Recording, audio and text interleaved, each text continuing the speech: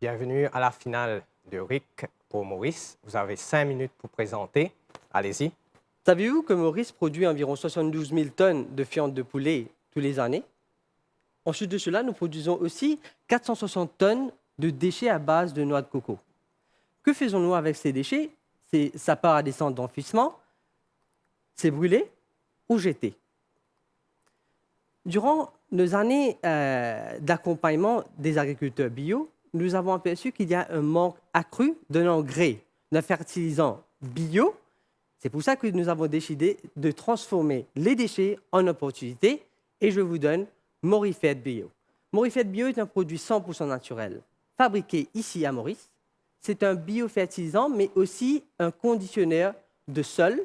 Ça a été testé par la MSIRI avec un ratio NPK de 2:1:2. C'est un produit versatile. On a fait le lancement en soft, comme on dit, un pilot test, depuis 6 mois. Et on s'est aperçu qu'il y a des pistes d'amélioration. Par exemple, on s'est aperçu qu'il y a un problème d'intégrité des pellets, des granulés. Ça a tendance à se désintégrer après 2 mois dans le sachet. Il y a aussi une grosse présence de moisissures. La durée de conservation du biofertilisant est seulement de 6 mois actuellement et nous voulons augmenter cela pour arriver jusqu'à 12 mois. Et finalement, nous avons le désir de faire un plan d'investissement dans les équipements pour une production à échelle industrielle.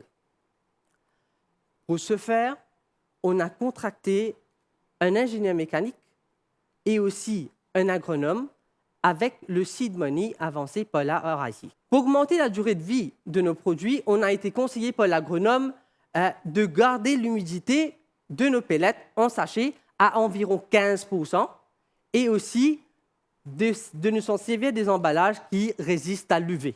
Dans la même foulée, on a demandé à l'ingénieur mécanique de nous donner un plan de machine to upscale production pour venir de 4 800 kg par année à 70 000 kg par année. Vos 5 minutes sont terminées. On va passer aux questions. Combien estimez-vous l'industrialisation de votre projet? À combien? Ça va coûter environ 700 000 roupies. Donc, pour acquérir ces fonds-là, c'est très important que vous ayez des sponsors ou d'autres compagnies qui viennent vous soutenir. Est-ce que vous avez déjà pris des engagements? On n'a pas encore pris des engagements parce que d'abord, on a pris en compte qu'on doit venir avec un produit qui est très professionnel, très fini, avec les problèmes qui sont déjà résolus. Malheureusement, moi-même, je ne pouvais avoir les expériences, la connaissance technique pour résoudre ces problèmes. À travers l'agronome et l'ingénieur mécanique, maintenant, on sait comment résoudre ces problèmes. Les problèmes sont maintenant résolus. Maintenant, nous allons directement vers les investisseurs potentiels.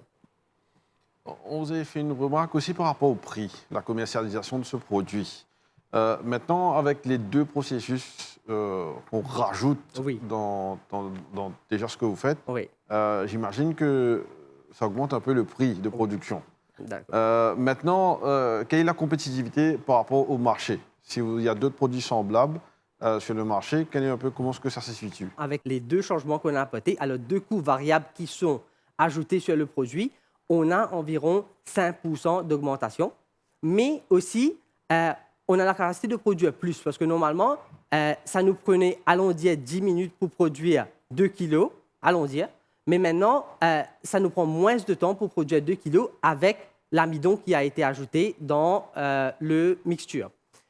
Côté marketabilité et côté vente, notre produit se situe côté prix environ, allons dire, 30% plus que les fertilisants conventionnels chimiques. We are very hopeful que ça va marcher comme un produit pionnier et qui est produit uniquement à Maurice. Votre projet est presque trop mature pour être sur cette plateforme. J'ai l'impression que vous devez aller plus vers des investisseurs par rapport à ce que vous demandez en termes d'investissement. Qu'est-ce que vous en pensez? Je suis conscient que le projet est mature. Mais durant les 2 années que j'ai pris pour développer ce produit, je sais que sans networking, sans les bonnes personnes et les bonnes oreilles pour m'écouter, ce n'est pas possible de grandir plus que ça. Alors, je profite de cette plateforme pour faire connaître le produit et aussi d'avoir des appuis, d'avoir des conseils des professionnels comme vous, entre autres, pour pouvoir affiner le produit. C'est pour ça, bien sûr, que je suis là.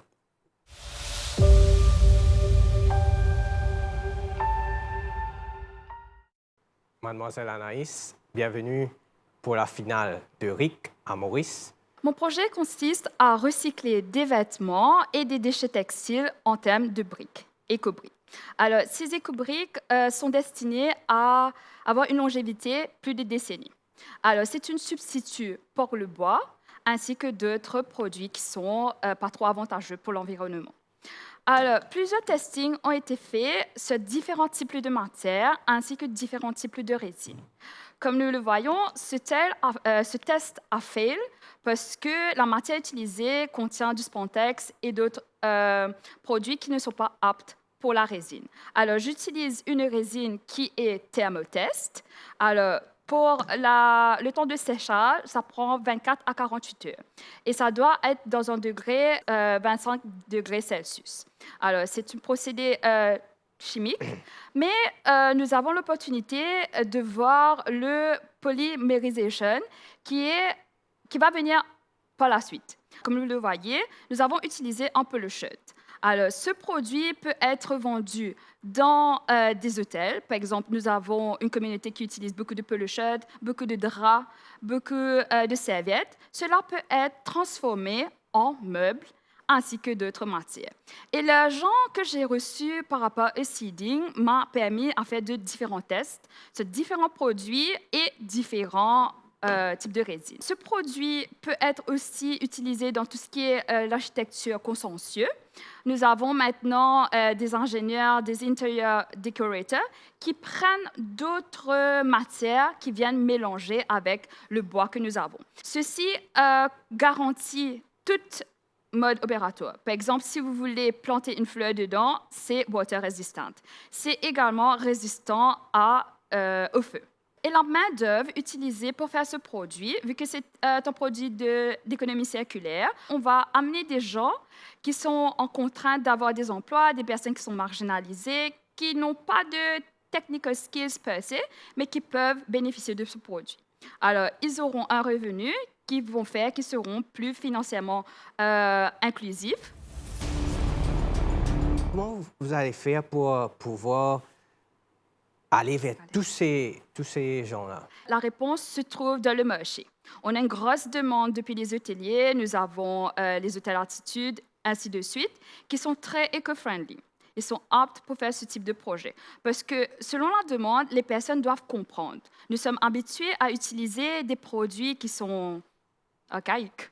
Par exemple, si je dis à mon papa une table en bois ou une table en éco-brique, il va me dire je ne suis plus habitué au bois parce que ça fait 50 ans que j'utilise le bois. Et c'est un projet de mindset également qu'on doit conscientiser les personnes. Comment faire pour avoir de la place pour vos produits?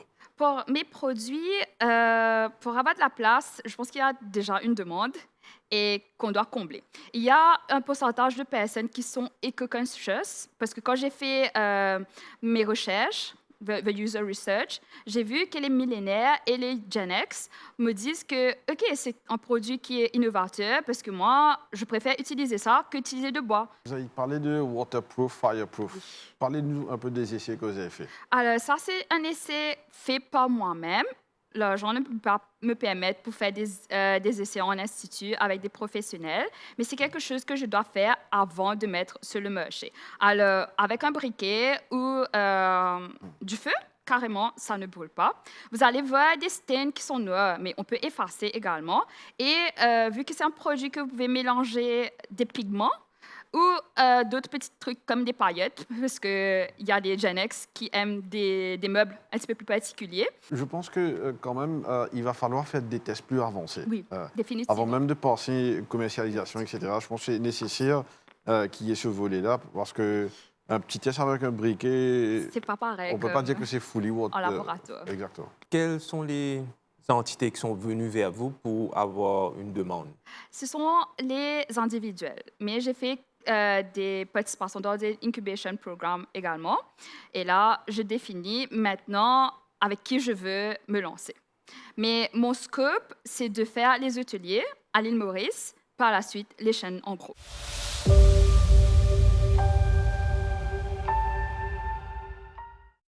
Monsieur Maeswaran, bienvenue à la finale du Regional Innovation Challenge 2025 pour Maurice. Vous avez 5 minutes pour votre présentation. Allez-y. À Maurice, 92 000 tonnes d'aliments agricoles est produit chaque année et seulement 30% de cela est consommé, qui nous tombe environ 28 500 tonnes par an.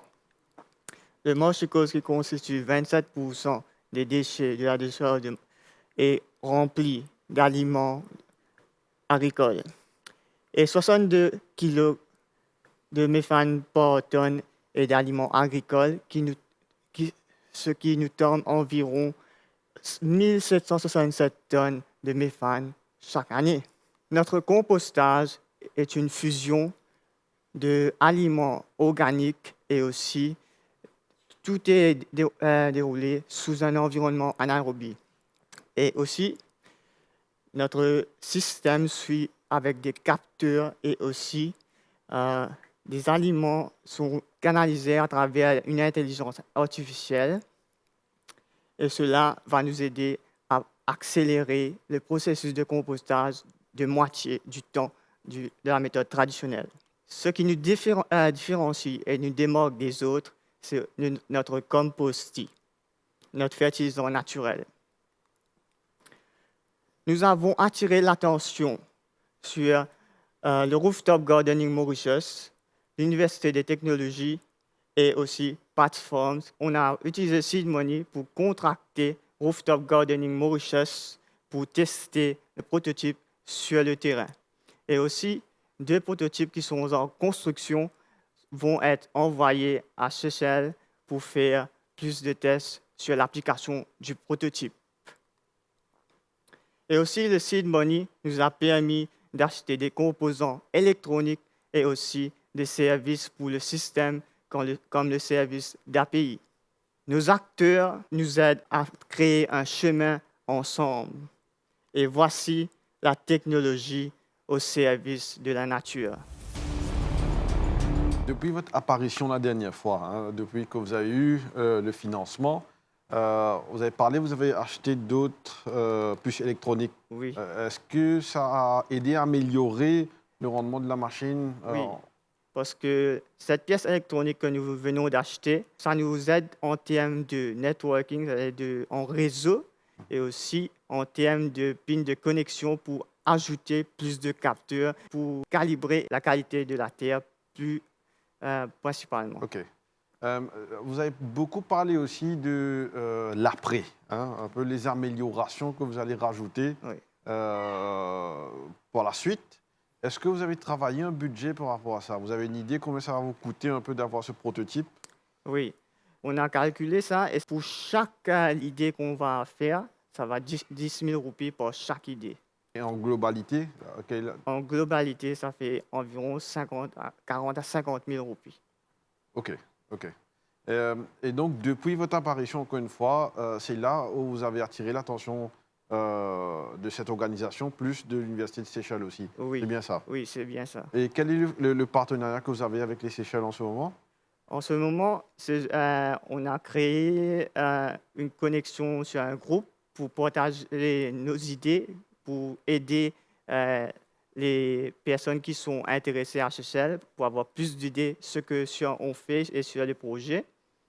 Et là, maintenant, on va bientôt faire un autre meeting pour rejoindre là à Maurice pour discuter du business. Vous avez fait votre étude de faisabilité parce que la dernière fois, c'était la question qu'on vous avait demandée. Oui.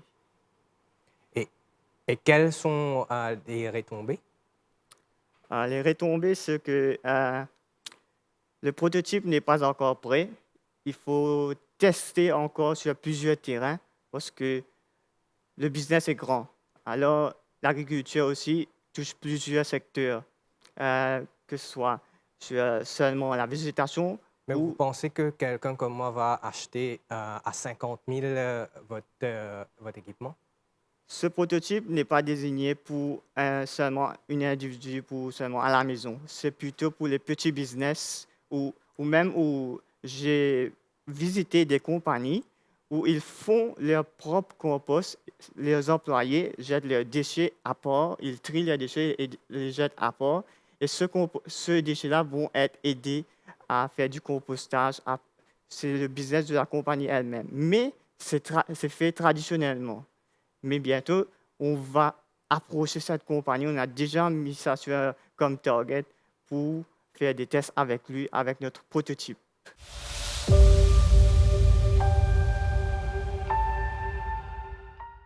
Madame Ramteul, Monsieur Kissouni, bienvenue à la finale du RIC 2025 pour Maurice. Notre produit, une solution IMO fabriquée localement, est aussi composé de micro-organismes positifs, des très bonnes bactéries.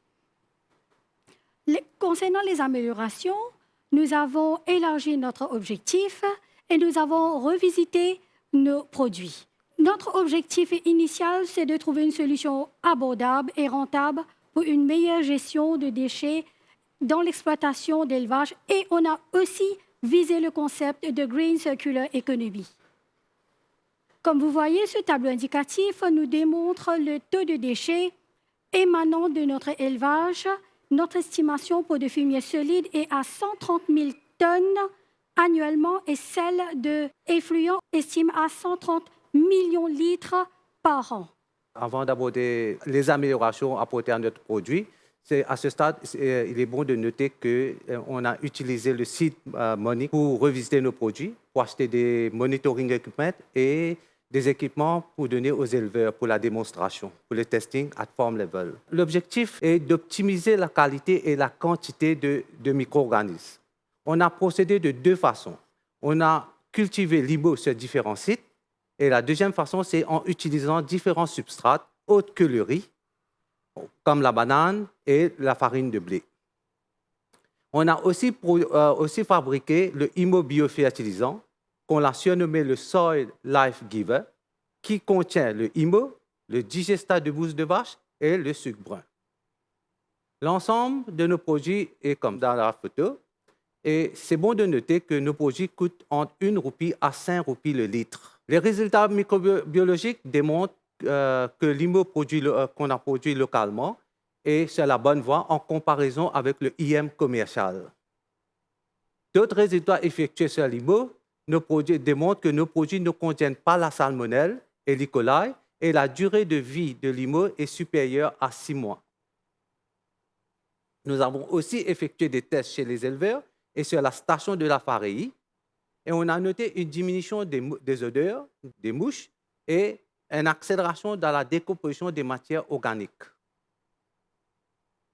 Concernant l'IMO biofertilisant, le Soil Life Giver, le produit est toujours en phase d'évaluation.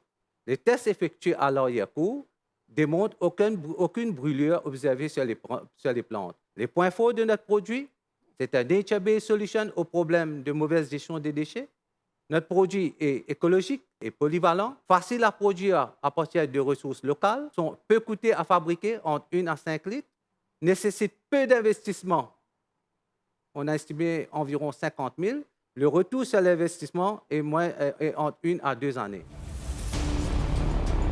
Qu'est-ce que vous prévoyez à l'avenir en termes de scaling de votre projet? Bon, comme vous voyez, le produit coûte 5 roupies litre. C'est the cheapest technology we have produced. Le profit, c'est 200 à 300%. Et le même produit qu'on importe à Maurice, le même produit, comme vous voyez, le résultat microbiologique, le 1 litre, ça vend à 2000 roupies litre. On ne va pas le vendre à 2000, à nous dire 50 ou 100 roupies litre. Jusqu'à où vous pouvez pousser le projet? Le projet, on est allé jusqu'à le biofertilisant. On a aussi formulé un biopesticide à la base de IMO. Il faudra avoir les résultats et la demande et pour pouvoir aller au-delà jusqu'à la biopesticide. Vous dites 50 000 comme investissement oui. Et 5 roupies la litre. Oui. Si je fais le calcul à ce moment-là, ça va être autour de 10 000 litres que vous devez produire. Oui. Et vous dites On a 2 ans de retour. Oui. Mais les 10 000 litres, ce n'est pas faisable plus tôt? Ça va dépendre du prix que la personne va vendre. Si c'est 25 roupies, 50 roupies, 100 roupies, ça va dépendre. Et ça va dépendre aussi de l'investissement. On a mis 50 000. Vous allez donner ça aux autres pour faire. Mais vous faites quoi là? Juste introduire l'idée? Au niveau du Faré, on développe les produits. Right? Dès qu'on a le développement du produit, on va tester le produit chez les éleveurs, on va voir le feedback, s'il faut améliorer. Deuxième, ce qui est important, on va le promouvoir comme un agribusiness opportunities. Même si vous allez contracter un loan, tout ça, ils ne vont pas vous donner 100% financement. Vous devez mettre un parti de votre côté. Donc vous allez donner l'idée gratuitement? L'idée, on va donner, c'est ça notre but à la Faré. On a le agribusiness opportunities. On ne va pas juste donner l'idée, mais la formation aussi. Il y a un big potential dans le produit. Il faut prévoir aussi pour le patenting? On nous a approchés, mais l'idée, c'est de produire cette technologie. Ça coûte 1 roupie à 5 roupies. Le même produit que vous importez, ça coûte plus que ça.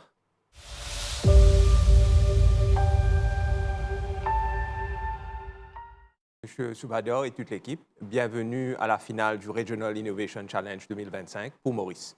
Vous avez 5 minutes pour votre présentation. Allez-y. Notre projet constitue de transformer les déchets organiques en énergie renouvelable. En lien avec le RIC, l'idée innovatrice, nous allons maintenant voir la vidéo.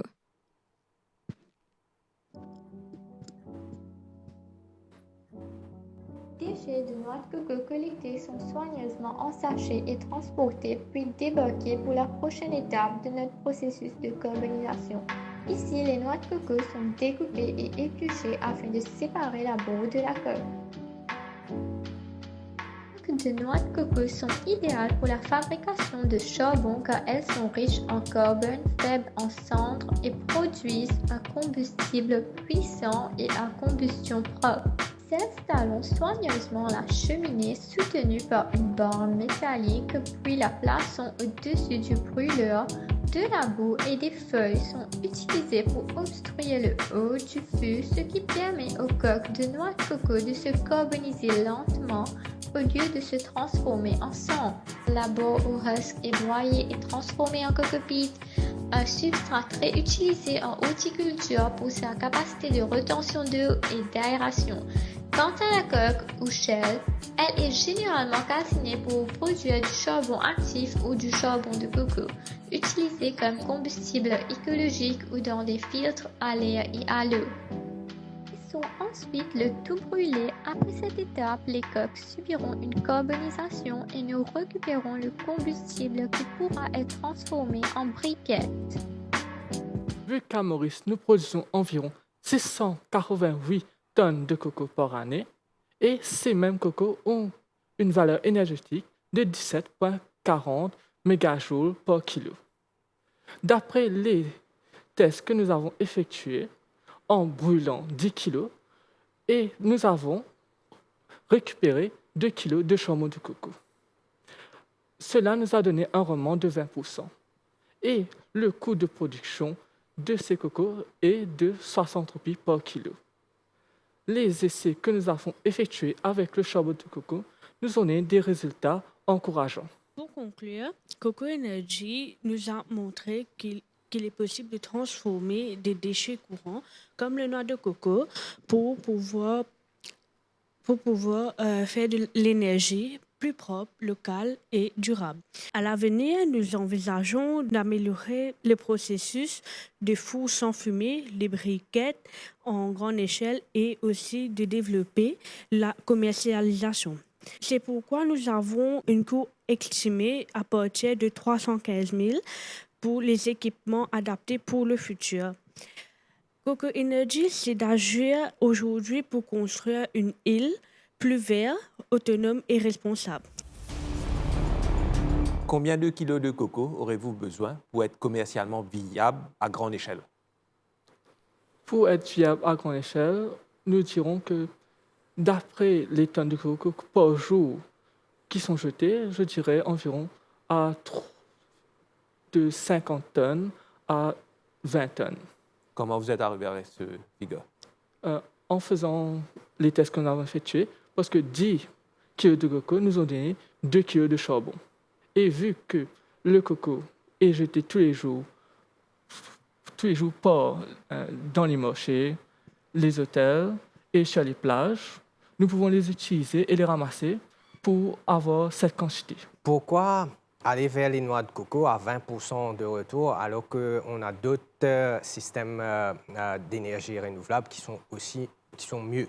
On peut aller vers le coco puisque le charbon ne fait pas autant de fumée, il brûle plus longtemps et il donne une chaleur. C'est la même chose pour les autres, parce que si vous regardez les autres systèmes d'énergie renouvelable, ils sont sans fumée.